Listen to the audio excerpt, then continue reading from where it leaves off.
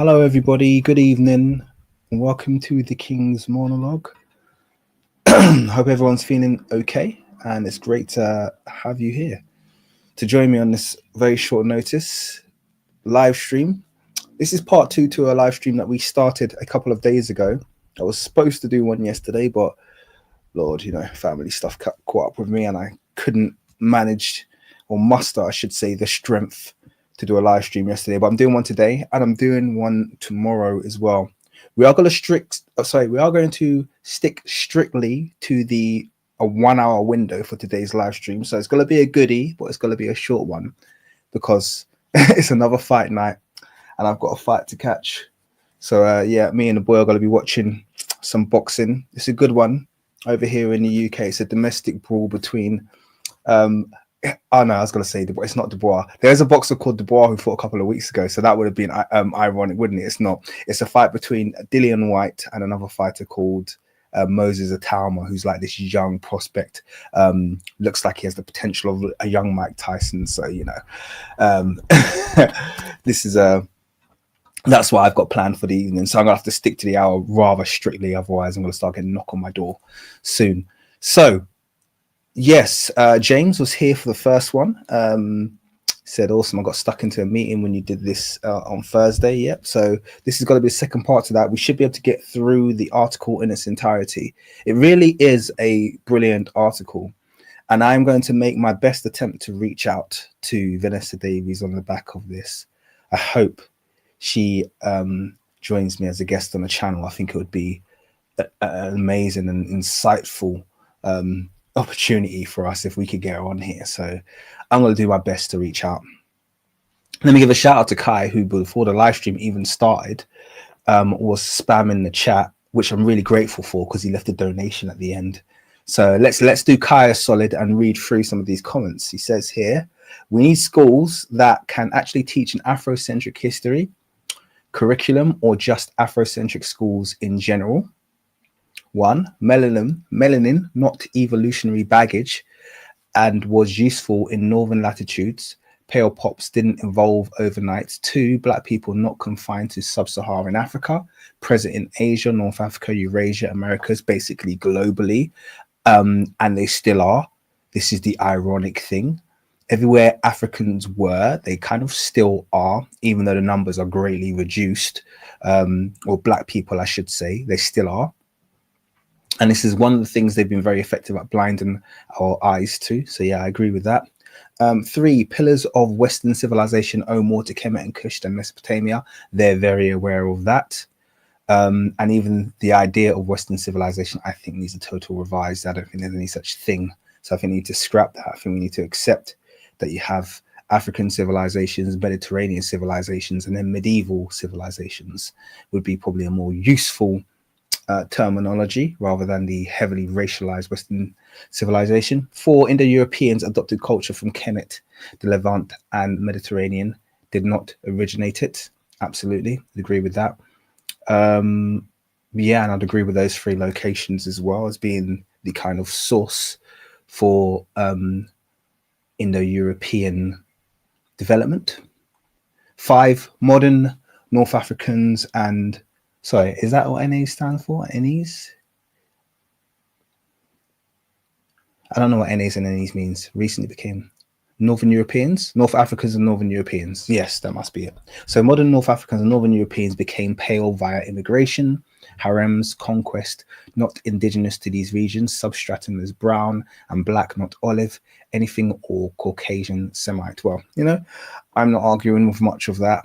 It's most of the stuff that I kind of espouse on this channel and try to deliver. So thank you very much for that input. I thought I'd give your comments a bit of primacy since you left me with this very generous $15 donation. That's a nice way to apologize for spamming my chat. So I appreciate that, brother. Let me give Near East. I said Northern European. Maybe it means Near East. Okay, yeah, that makes more sense. North African and Near Eastern. Okay, yeah, makes sense. Okay, cool.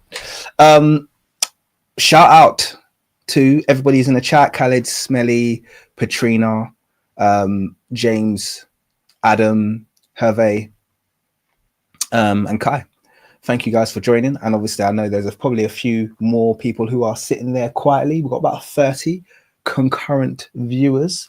It's a small crowd, but it's going to have to do because we're going to make some progress. We're going to just move on.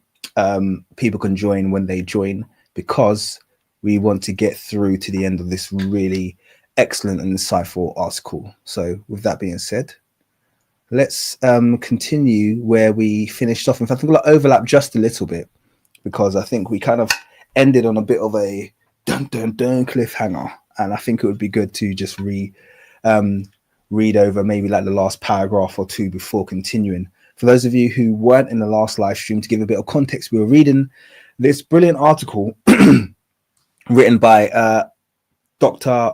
Vanessa Davies, Egyptologist, and member of the formerly called the Nile Valley Collective, a group of Egyptologists and archaeologists and historical experts who present the ancient African civilizations of Kush, Kemet, and ancient Egypt, or Nubia, etc., present them as the Nile Valley civilizations, essentially the southern and the northern Nile Valley. And it's a very helpful framework to present ancient Egyptian civilization, very much on point in terms of her understanding, very objective and very open. Well, I shouldn't say open to the truth, which essentially leads us to the same conclusion that we have, is that ancient Egyptian is a African civilization with affinities to African people, and therefore Africa should essentially, Africans should be at the primary position for ensuring that the truth about ancient Egypt is disseminated to the wider public, or the Nile Valley, I should say. So let's carry on from where we left off. I said formerly a member. I think the Nile Valley Collective has changed its name now. I think it has. I mentioned that before, and someone said it's called something different now, or they've kind of like evolved and they've kind of moved it along. So I think it's more just that group, or however it's the structure of that group, I think has moved on, has evolved since then. So I could be saying something that's outdated. That's why I kind of prefaced it by saying formally. But anyway, let me carry on. Now I'm going to start from here, which is kind of like the last sentence or last couple sentences of this paragraph. So conversely, no, that's not a good place to start. We don't start a sentence with conversely, do we? Let's start from here. Petrie claimed that Egyptians did not need a classroom education because he could teach those who worked for him while they were in the field. Remember this. Conversely, Hansbury, an African-American man, was allowed a classroom education, but his mentors at Harvard and Oxford did not permit him to work on excavations for fear of his influence on Nubian studies and on the Egyptian or Sudanese archaeological workers who might think they had agency to interpret their own history. In both situations, constraints on education were made to ensure that white European and American scholars controlled the historical narrative of the Nile Valley. So we're talking once again about this very deliberate, I mean, this is what we say, this puts proof to the accusation and the claim that Egyptology is nothing but a cabal and a control mechanism to control the discourse and control the history of Africa's Nile Valley. And this is putting proof in the pudding. This is, Petrie telling on himself here. Dubois clearly disagreed with Petrie on a number of issues, not only the topics discussed in their exchange of letters in early 1912, but in larger philosophical sense. With Petrie's permission, Dubois published their correspondence in The Crisis. Imagine the arrogance. He's like, yeah, publish it. Let the public know exactly what I think about them Negroes. The title left no doubt in the mind of the reader as to the tone of the letters. Figure 3. So it says here, self-righteous Europe. I love the framing of that. I love the fact that he hasn't held back there, Dubois. The title left no doubt in the mind of the reader as to the tone of the letters. Despite this obvious difference of opinion, Dubois' admiration of Petrie was undimmed. So he still admired him, perhaps as a scholar. It does happen. In 1956, when reflecting on his earlier attempt to create the Encyclopedia Africana, he recounted that among the advisors he had signed on the greatest of Egyptologists, Flinders Petrie. Now, some of you are going to question that. I mean, as do I. I kind of get it, though. You know, you want credibility when you're producing something. Perhaps the fact that he was going to be the editor, he could control somewhat the tone of the contributions from Petrie. That's the only thing I can think was his thinking around that. But, you know, he knows he's dealing with a racist here. He knows he's dealing with someone who's essentially got very biased perspective on African history, but he was still willing for him to contribute towards an encyclopedia that he was creating. And I kind of get it, because they are very much, what's the word? No, guarding. There's a better word than guarding, but yeah, they're very much ensuring that everything in regards to ancient Egypt has to go through them, you know, so I kind of get it. The influence of the Academy's structural racism on Dubois. Dubois included white European and American scholars in his Africana project of melding European scholarship and the study of Africa on his terms, and he operated within the same structurally racist system of scientific knowledge production that they did. We see Petrie's racism in his belief in the now discredited theory of eugenics, in his work measuring physical aspects of ancient Egyptian bodies and inferring faulty conclusions about intellect. So this is interesting, isn't it? Okay. This would sound like his conclusions from the anthropometrics are that the ancient Egyptians were inferior, and obviously given that inferior to the fact that they had different physiognomy to the native white populations. So, I mean, remember, we always talk about the fact, at least I always talk about the fact that they do two things when it comes to Egyptology. There are two main things that these racist Egyptologists do. One is to create as much distance between the ancient Egyptians and Africa as possible. Separate the two as much as possible. But two, they also do as much as they can to undermine ancient Egypt and its accomplishments. So regardless of the fact that they separate it from Africa, they also want everybody to believe the worst about them. Okay, we're going to make them seem like the most simplistic civilization ever.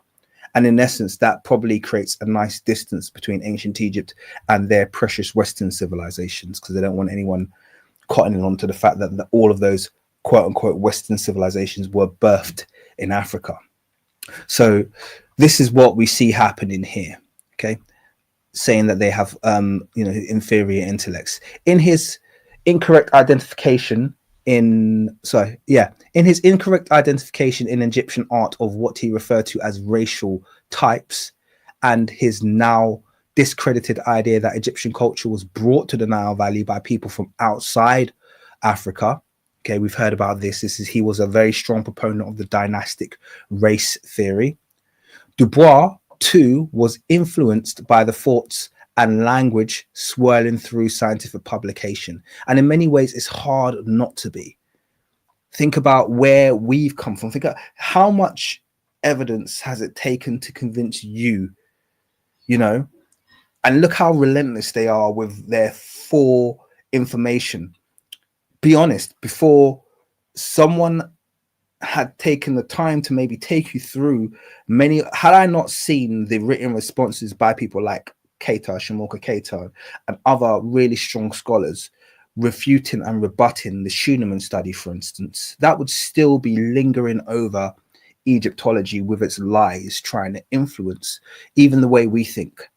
But it takes people standing up against these things and helping people to understand the tools that these Eurocentrics are using to get out of that mind space where we think they have a point, because most of the time they don't. Let me carry on.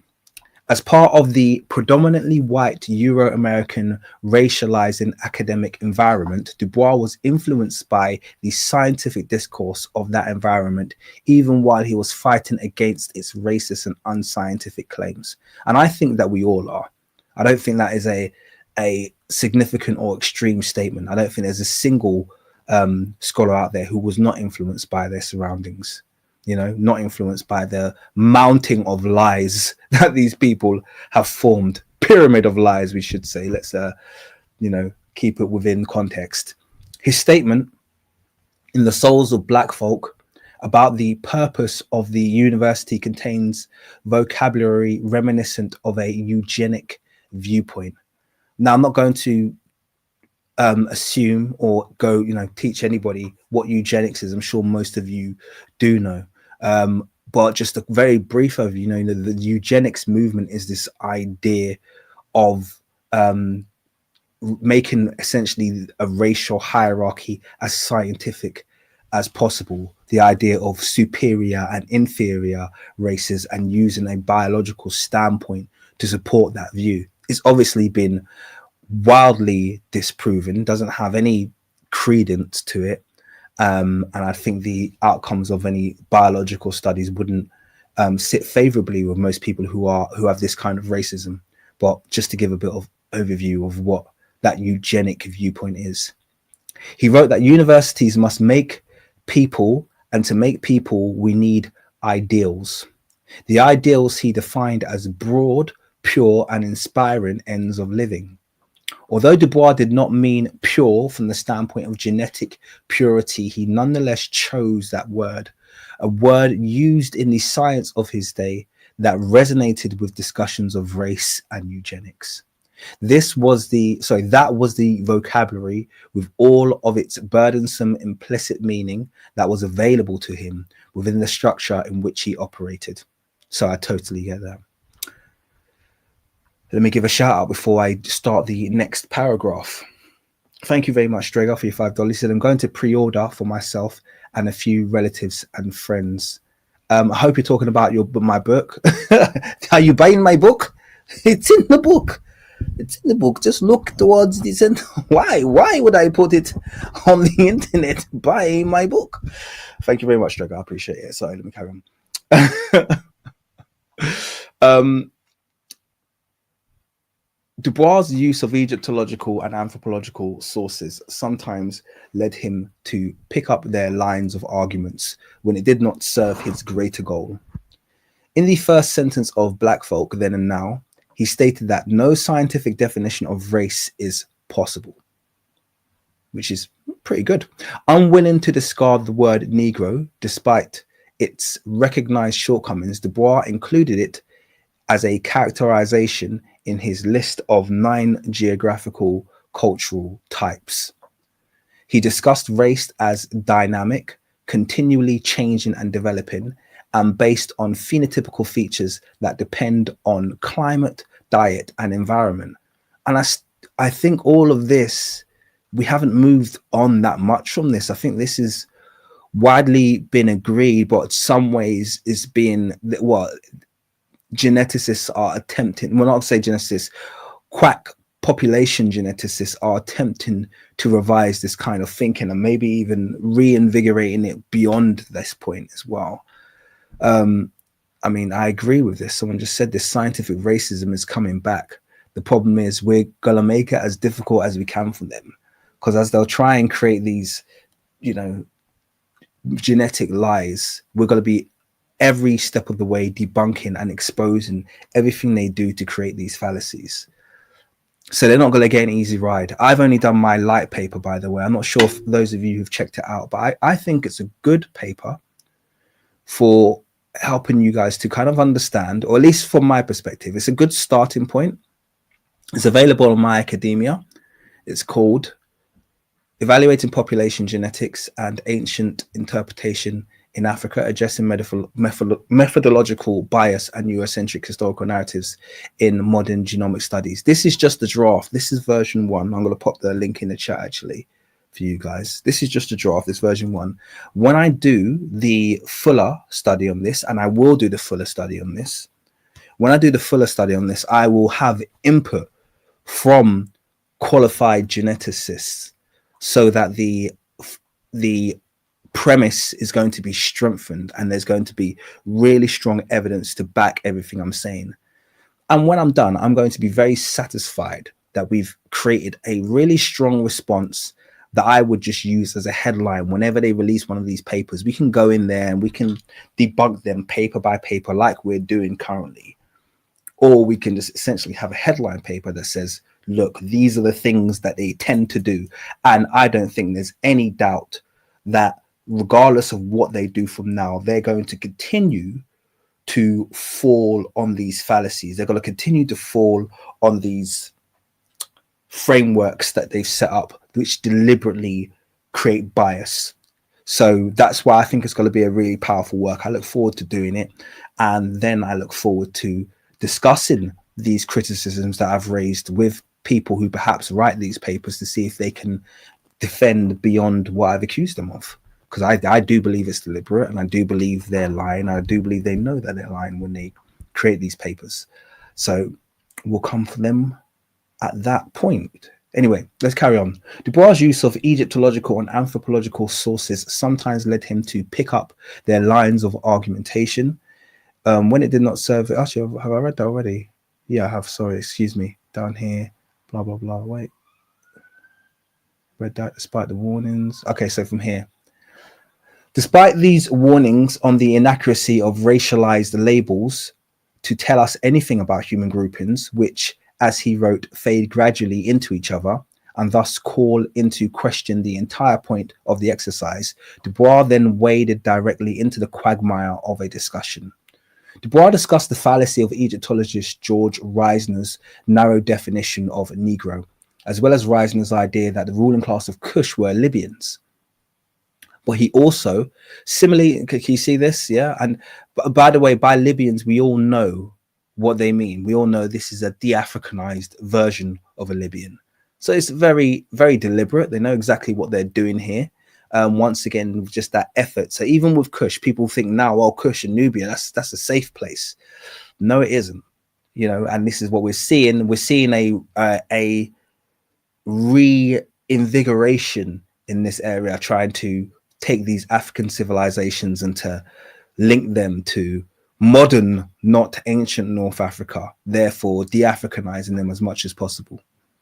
But he also similarly subdivided modern African populations. He imagined a line drawn from the mouth of the Senegal River to Khartoum and through Abyssinia.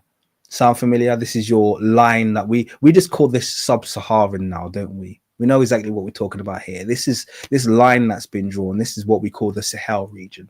And essentially that line that they've drawn from the Senegal River through to Abyssinia is essentially their line that they've now exchanged this for sub-Sahara. Okay, so they don't change. This is 100 plus years ago, and they haven't changed one bit. He imagines a line drawn from the mouth of the Senegal River to Khartoum and through Abyssinia to separate to the north peoples of mixed Negroid, Caucasic, and Asiatic elements. Doesn't this sound so familiar?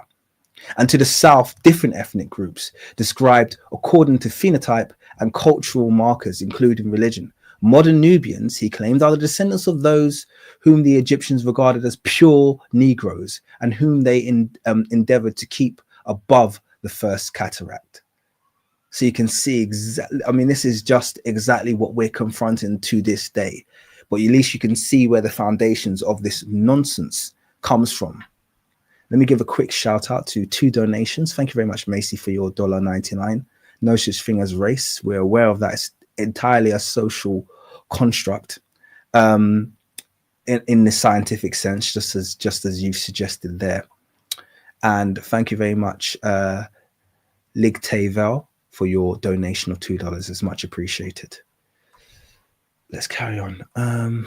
These overly fine demarcations between population groups in Africa are problematic for multiple reasons. Regarding the ancient source material, Dubois read Egyptian wall reliefs as if they were accurate historical records. I like that.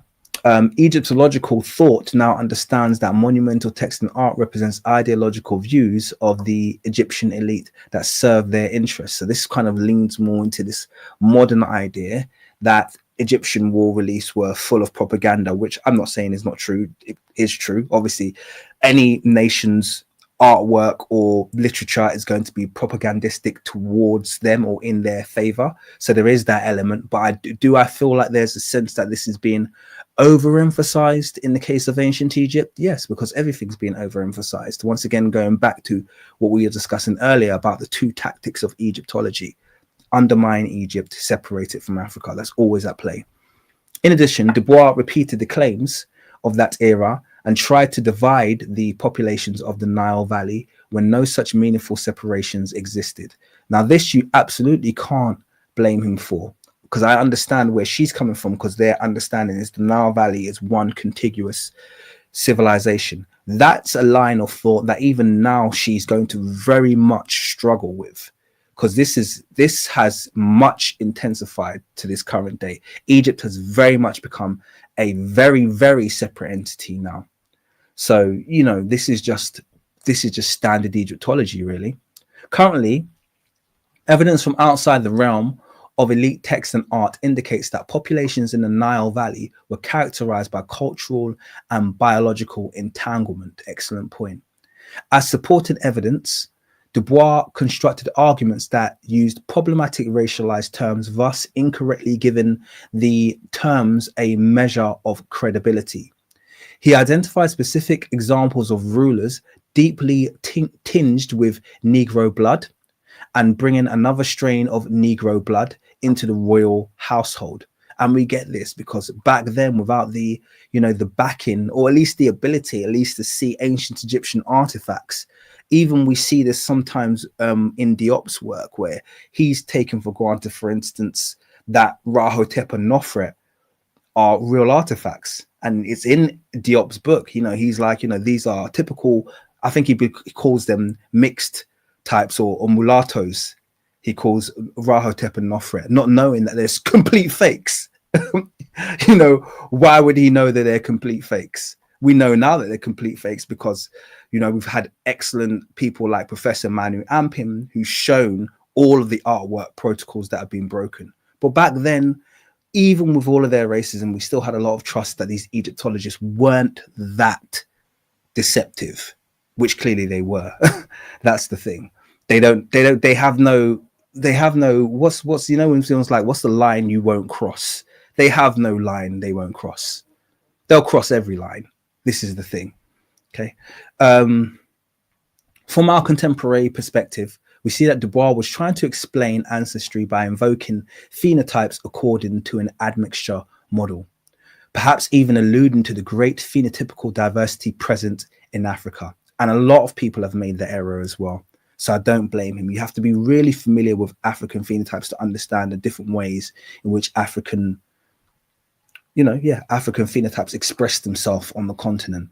But that takes, you know, A, being born into that society, and B, I would say years and years and years and years of dedicated, you know, research just on that subject alone to really understand all those different expressions of African variety.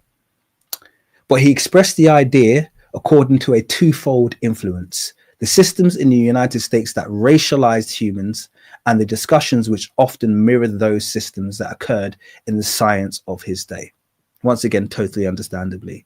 Dubois explained that the Euro-American program of colonialism and exploitation attempted to justify its actions in Africa by enlisting science to develop and promote the faulty idea of a Negro type of human being. So this is interesting. We're talking about, you know, early 20th century, late 19th century. He's already very aware of the true Negro trope, something that scholars of today like Shimoka Keita have written extensively about, to explain how they essentially create this extreme Negro type or extreme black type and use it as the other for everything else that they find. Oh, well, it's not the same as the extreme Negro example, so therefore it can't be black, therefore it can't be African. Same tricks being used over and over again. Nothing new under the sun, and certainly not in the case of Egyptology. The racism in the false arguments produced, as Dubois put it, two groups, human beings and Negroes. Okay, isn't that interesting? This quote is dope.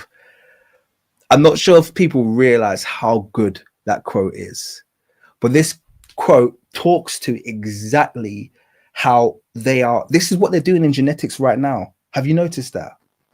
It's either people are sub-Saharan or they belong to the supergroup that is non-African. It's a supergroup now.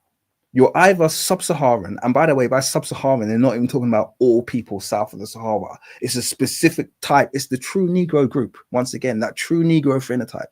And anything that doesn't fit that is a part of the larger group that obviously the Caucasian is a member of, the non-African. These are all coded terms for them trying to claim things that they have nothing to do with or have nothing to do with them. It's all the same tricks being used over and over again. Two groups, Negroes and human beings. What an excellent quote. What an excellent quote. I'm going to definitely be using that because that's what it is. It's two groups, Negroes and everybody else. Despite his recognition of the unscientific use of the term Negro, Dubois continued to employ it as part of his argumentation. And I get that because it's hard not to. I prefer not to use the words black. And then it's kind of like you just run out of words, don't you? His inconsistent use of the word while simultaneously advocating for more precise and scientific language is yet another of the numerous conflicts within his complex identity, and demonstrates the constraints he operated under within the knowledge production community in the United States. Dubois was aware of the fact that people of the ancient Nile Valley did not use skin color as a basis for discrimination, a fact widely, although not universally, recognized in academia today. So, you know, ahead of his time in that regard. Rather than point out the fallacy of applying contemporary social demarcations where none existed in antiquity and where none exist in strict biological terms, he argued by analogy, using the same racialized and colorized lines as did the Egyptologist whose ideas he disputed. Well, this is just the thing. It's hard to dispute against people who are utilizing semantics as a weapon without reversing those semantics back on them. So I've been where Dubois is in terms of this argument. Not saying that I'm anything, you know, obviously I'm not comparing myself to him, but I'm saying I can empathize with this position because I find myself in it often. You have to reverse people's false terminology against them. A really good example of this is the paper that Jean-Philippe Jourdain and Shamoka Keita and the other Jourdain brother, whose name I never remember, produced in answer to the Schunemann study, where they had to invoke the use of the term sub-Saharan African, sub-Saharan African, Eurasian, and Asian.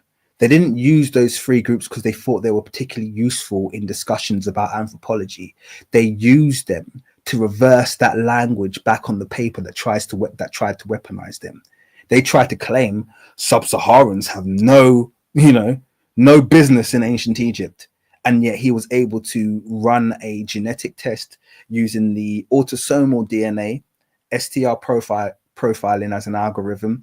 And it came out that sub-Saharan Africans were on average, and I'm saying quote unquote sub-Saharan Africans, are on average 30 times more likely to be the ancient Egyptian pharaonic 18th and 19th dynasty rulers than modern Eurasians and Asians. Those groups he used weren't the ones he would have chosen if this had been an isolated study, but because the study was a debunk of a defunct study that was using that false terminology, he had to reverse it on them.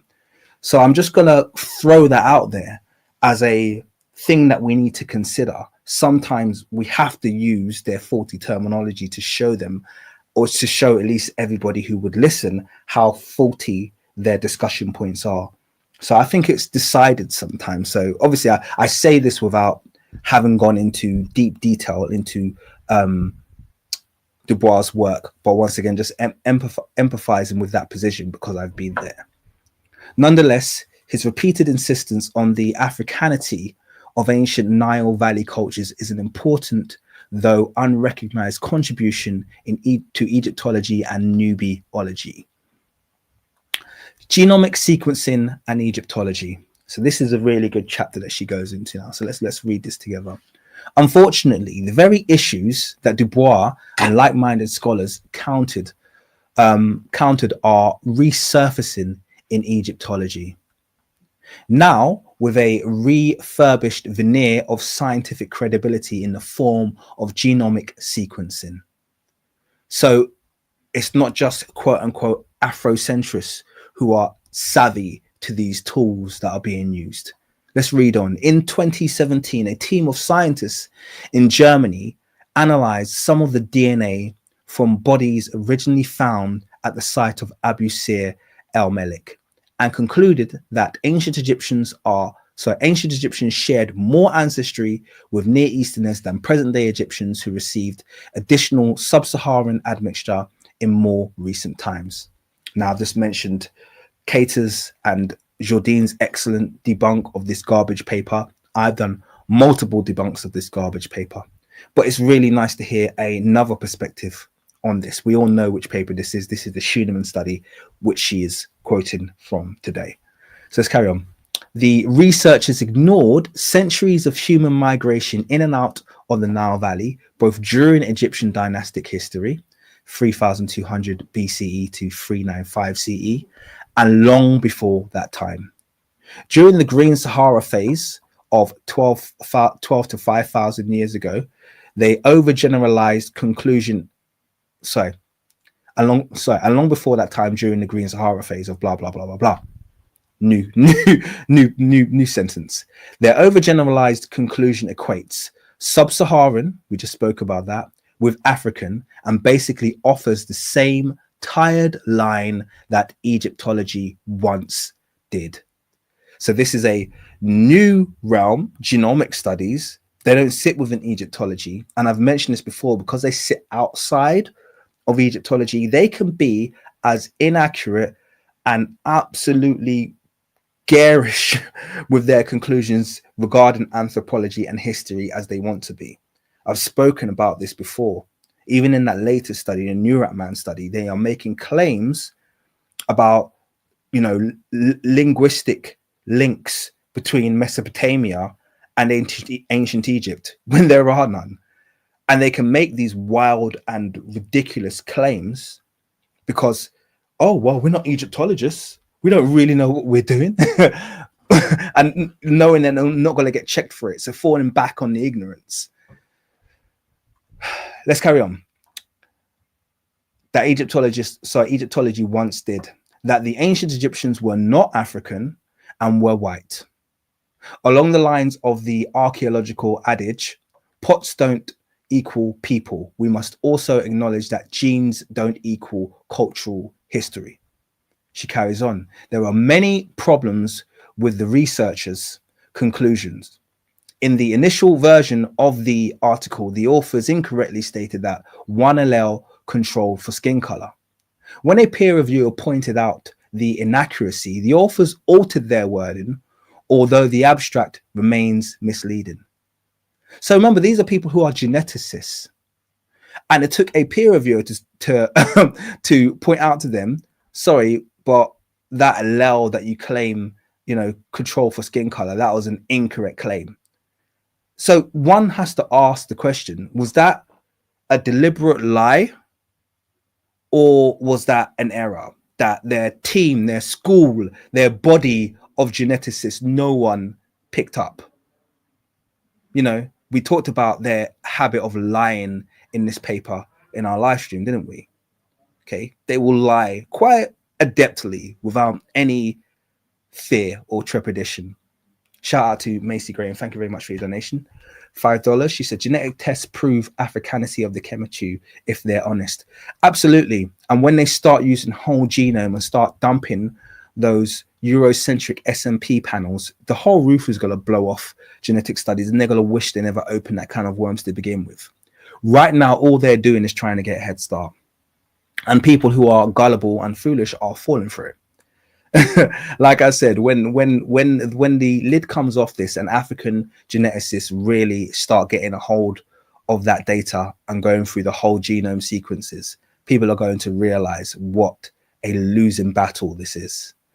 Trying to start You know, you're bringing a knife to a gunfight, trying to start a battle with the most genetically diverse continent on the planet regarding genetic continuity. Okay, let's see how that works out for them, because I know where this ends. And the more I research and the more I look into it, the more I laugh about it daily. It's like, oh, their time of reckoning is going to be brutal. It's going to be brutal. So where were we? Peer remains misleading. They sequenced only 3 genome-wide datasets of 90 mitochondrial genomes. The time period during which the people lived spanned 2,000 years. New Kingdom Roman era, 1550 BCE to 395 CE. The researchers ignored textual, artistic, and archaeological evidence of migrations of people from West Asia into the Nile Valley prior to and after the New Kingdom. So they ignore the fact that there's a very high probability that these people are migrants. But let's just ignore that because that doesn't matter. We're trying to spin a narrative. Let's pretend migration never happened. And I speak about this often as well, the fact that Black, quote unquote, by the way, Black DNA, African DNA, Sub-Saharan DNA, according to their 40 panels, by the way, that's always explained.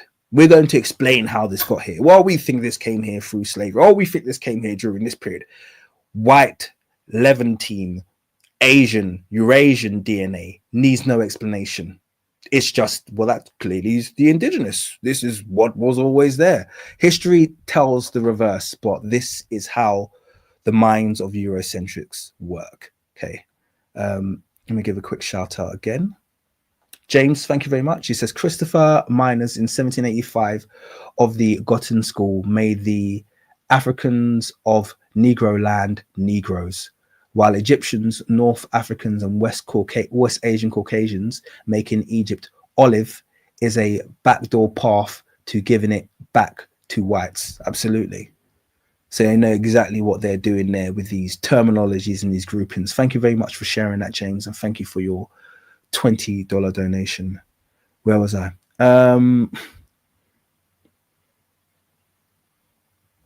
The researchers ignored textual, artistic, and archaeological evidence of migrations of people from West Asia into the Nile Valley prior to and after the New Kingdom. All of their data was derived from a single site in Egypt. We talked about this, Abu Sir el-Malek, a site that's part of the Fayum complex, which should tell every Egyptologist everything they want to know about those. And that site was acknowledged to be home of multicultural population for at least the last 750 years of the 2,000 years in question, as I've mentioned multiple times. From that restricted data set, and when it says multicultural population, you could almost say a wholly multicultural population, because it was in ruins and it was rebuilt by the Ptolemies. It was literally rebuilt by the Ptolemies. We know this. So in other words, before the Greeks came there, it was discarded. And then the Greeks came there and they rebuilt it and they made it a settling ground for their Jewish mercenaries and their Greek generals and wherever it is. They essentially their Greek population, and they settled the region en masse. The two areas that the Greeks settled in were the Fayum, well, en masse, I should say, were the Fayum district and Alexandria. That's where you would have had the largest non-indigenous populations settling and essentially becoming their own form of a new Egyptian. And this is largely ignored. Well, it totally ignored in this paper. They acted like it didn't happen. From that restricted data set, the researchers posited a conclusion applying to the entire 3,500 year time span of history of the entire length of the Nile Valley and its oases. They qualified their vastly overstated conclusions with only a meek caveat that all our genetic data were obtained from a single site in Middle Egypt and may not be representative for all of ancient Egypt. So they put these really rubbish caveats, which she's picked up. You know, they kind of slide them in there towards the end, the back of the abstract. But the headline says, recent increase in sub-Saharan African DNA. Ancient Egyptians were really Europeans. This is the world that we live in and these stupid idiots that we have to deal with. Let's carry on. Their conclusions are most definitely not representative of all of ancient Egypt, despite the awareness that race is a social construct and a lived reality, though not a biological reality. And despite recognition that the term is not specific or accurate enough to categorize human populations for whom no meaningful difference exists, the concept of race persists in scientific studies. And she's picking up on this. Anthropology, like I keep saying, seems to be the last field to respond to the kind of progression that we need to see across the sciences. They are holding very stubbornly onto their racist ideologies, and we have definitely seen a I want to say evolution, because that gives you the idea of progression. We've definitely seen a transformation of what was the eugenics movement into the genomics movement. And what you'll find is a vast difference between people like medical geneticists and population geneticists. Population geneticists all seem to be on the same eugenics ideals. That's what they're pushing. So, you know, it's good to be aware of that. In the last 6 months, 70 scientists signed an article directly calling out the NIH to address the concept of race in scientific work. And that's excellent to hear about. I would like to know how that all went down, to be totally honest with you. The author, because this is now kind of an older paper, so it'll be good to see what progress has been made from there. The authors assert that a clear statement regarding use and misuse of population identifiers in the pursuit of characterizing human difference could help alleviate ongoing and widespread confusion on some matters. To put it simply, modern human genetic variation does not structure into phylogenetic subspecies, geographical races, nor do they taxa from the most common racial classifications of classical anthropology qualify as races.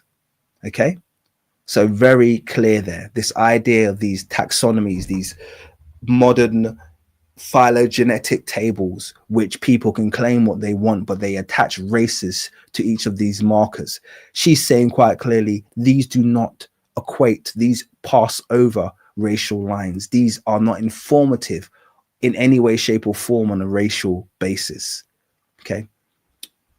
Conclusion.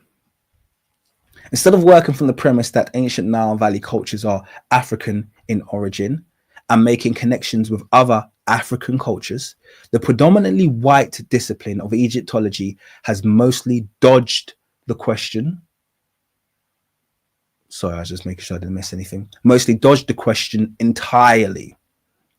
In the case of genomic studies, it has wasted the last century defining and redefining random representatives of population groups based on one or two hand-picked samples. I'm going to read that again because that resonated with me. And you know me, I do that. So let me read this again for people who missed that. In the case of genomic studies, it has wasted the last century defining and redefining random representatives of population groups based on one or two hand-plucked samples. Practitioners in the discipline have also failed to connect meaningfully with Africanists and Africologists. Isn't this something that we were literally just saying at the start? They don't want to, because what they want to do is they want to use their biased S&P panels, and they don't want to have to answer for the fact that they've dumped all of that African diversity because it's not useful for the conclusions they want to draw in their studies. A handful of Egyptologists, for example, Henry Frankfurt, have analyzed Egyptian culture through the lens of comparative African studies, but cross-cultural African connections are infrequently pursued within the discipline. There's another one that I'm going to repeat, okay, because I don't want you to miss these gems. This is an Egyptologist telling you this. A handful of Egyptologists, for example, Henry Frankfurt, have analyzed, I feel like Dr. Umar repeating myself, have analyzed Egyptian culture. A handful of Egyptologists, for example, Henry Frankfurt, have analyzed Egyptian culture. Sorry, let me carry on. Through the lens of comparative African studies, but cross-cultural African connections are infrequently pursued within the discipline. So when they see African affinities taking place, they just ignore them. Okay, that's not important. That's not the story we're trying to tell. What's this? They still use the ancient Egyptian language in this African culture? Well, we're not interested. What's this? This cultural continuity? They're still, pounding, they're still grinding millet and grinding yam the same way the ancient Egyptians did? Not interested. What's this? They're still carrying goods on their heads in pots the same way the ancient Egyptians did? Not interested. What's this? The cattle culture in these African societies are the same as the ancient Egyptians? Not interested. What's this? They still wear the usek amongst the Nguni tribe of Southern Africa? Not interested. What's this?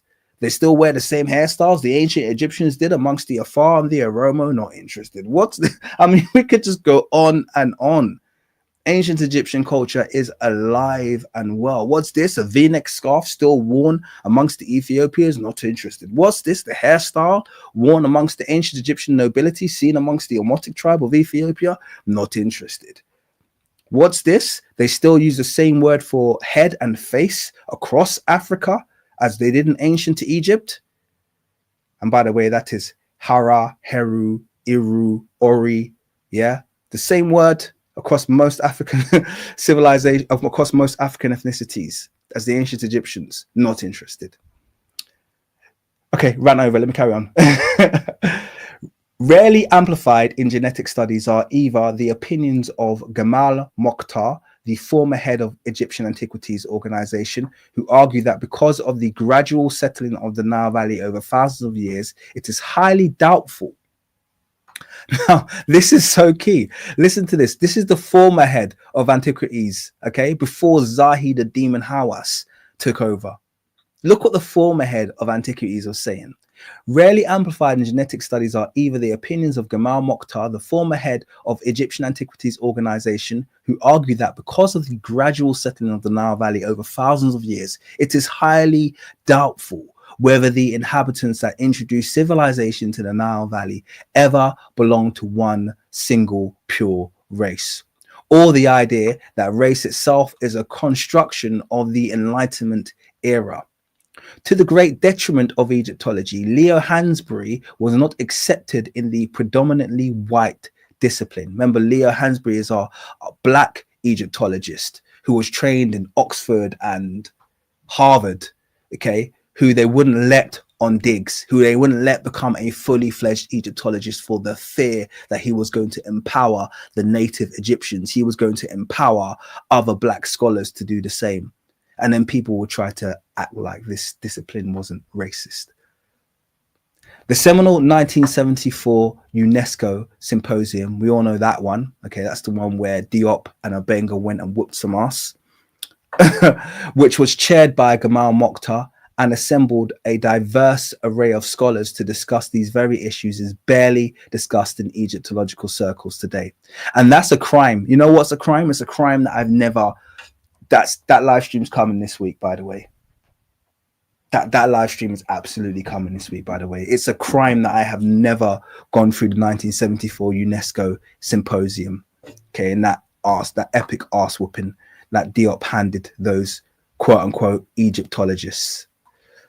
That's a crime. We have to do that together.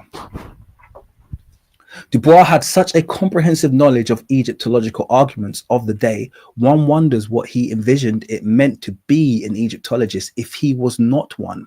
And this is just the thing. The only difference between Dubois and the Egyptologist was the gate that the Egyptologist created to ensure that people like Dubois never had access to artifacts, never had access to Egypt itself, never had access to digs and to archaeology.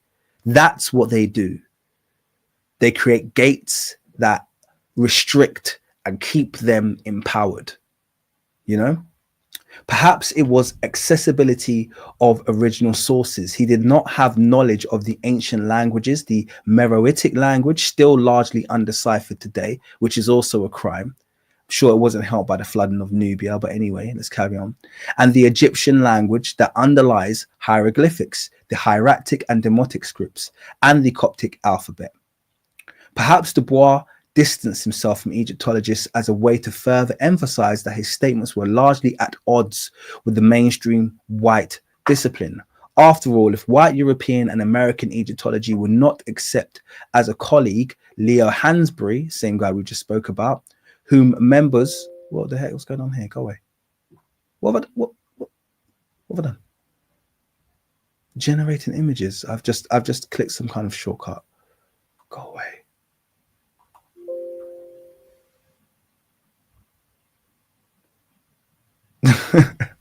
So annoying. It's like, I will finish my task and then you will close me. Oh, there we go. Let's close that. Don't know what I did there. Okay, we're back up full screen. Let's carry on. After all, if white European and American Egyptology would not accept as a colleague Leo Hansberry, who members of their own ranks had educated, they would be unlikely to recognize Dubois. Gatekeeping once again. Dubois was correct. He was not an Egyptologist. He was so much more than an Egyptologist. What a compliment there. But absolutely true. I've just done it again. Go away. If Egyptology had heeded the ideas that he and others of his era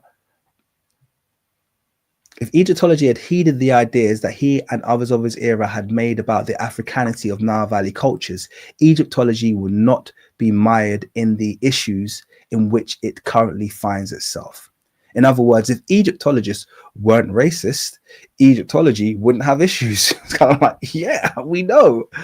If Egyptologists had actually not been racist and listened to some of the African people who were telling them, hey, involve Africa, this is an African civilization, then Egyptology wouldn't be a clown show like it is today. That's essentially what she just said there. A century of scholarship now separates us from the racist ideas of Flinders Petrie, George Reisner, James Henry Breasted, and others who tried to carve Egypt away from Africa and who argued that its origins lay in a white culture arriving from elsewhere. Despite Egyptology's subsequent and quiet move away from those origin theories, Egyptology maybe, yeah. I mean, we could see not all Egyptologists have moved away, because we watched a video the other day where someone said that white actor made a good SETI.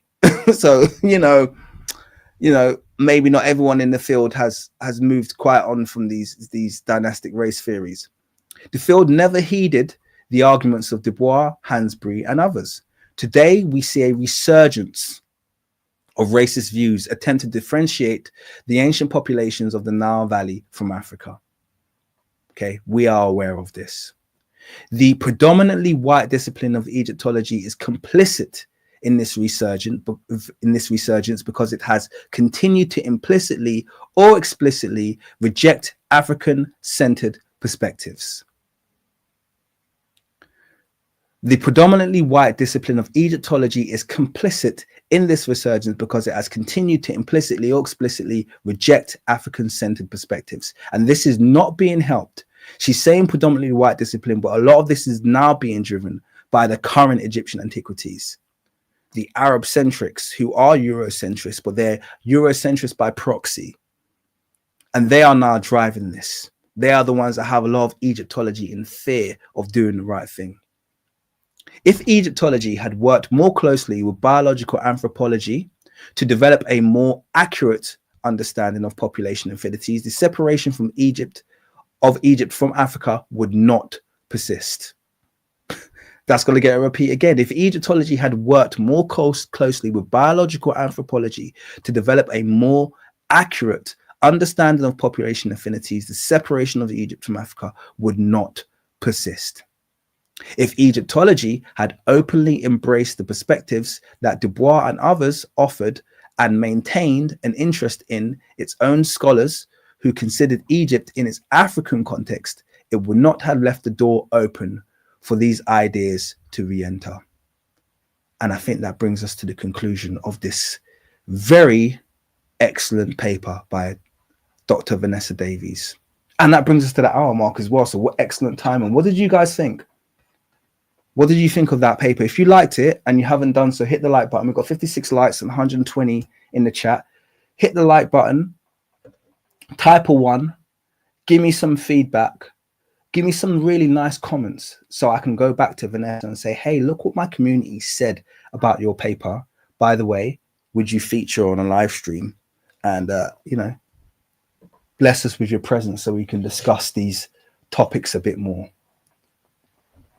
Absolutely. Kieran says, bravo, but we need this truth. I'll tell you what was very informative to me personally, Surfactant.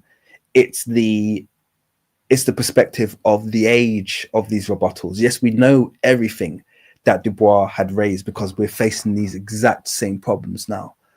But I didn't know that the resistance to Egyptology dates that far back. In my ignorance, I thought this was something that was, you know, pioneered in the 1950s. And yet we're going back to the late 19th century and we've already got Black scholars doing that work. Isn't that something? That's amazing. And she's got other papers, by the way, which I probably am going to dive into. But I really, really enjoyed this paper. It's well written. And it's also nice to have a different perspective on these matters. Succinct and direct with all of the ducks in a row. I agree. Well written. Shout out to Macy. Thank you very much for your $5 donation. She says, difficult to build something 3K years after you arrive. Indeed. It's difficult to build something, but it's not difficult to steal something after you arrive. Eurocentrism has proven that. You know, they are the consummate thieves of history. You know, they do it wherever they go. So, you know, that's their technique. So they love doing that. Just arrived. Well, Michael, you have missed the live stream. We're about to wrap up now. Thank you very much for joining us, though. We have a growing audience of about 120 people, but we hit the hour mark. And if you were here on time, I did say I was going to wrap up. Just a very, very, very quick shout out to everybody. I did say that the fund for the book raise had stagnated somewhat, but I've had a few more purchases in the last few days. Please keep on top of that. And yeah, if you're interested in that book, please support. And I just want to give a heads up as well about the article that I mentioned to you guys. I did mention to you guys that I'm writing an article at the moment. It's got to be really good. I've done a live stream for it tomorrow.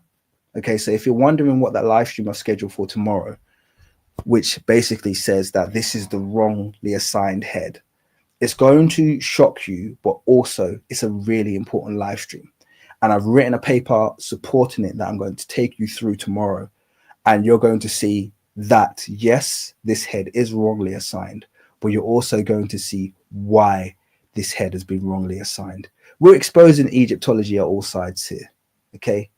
Genetics, attribution, art, wherever it is, linguistics, wherever it is, we are absolutely kneecapping Egyptology here and exposing it for the fraud that it is.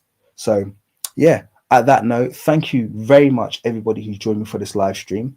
I've had a pretty fantastic time, if I'm going to be totally honest with you. Hit the like up before you go. Say something nice for Vanessa Davies that I can pass on to her. And I'll see you tomorrow. Have a good evening all. Peace.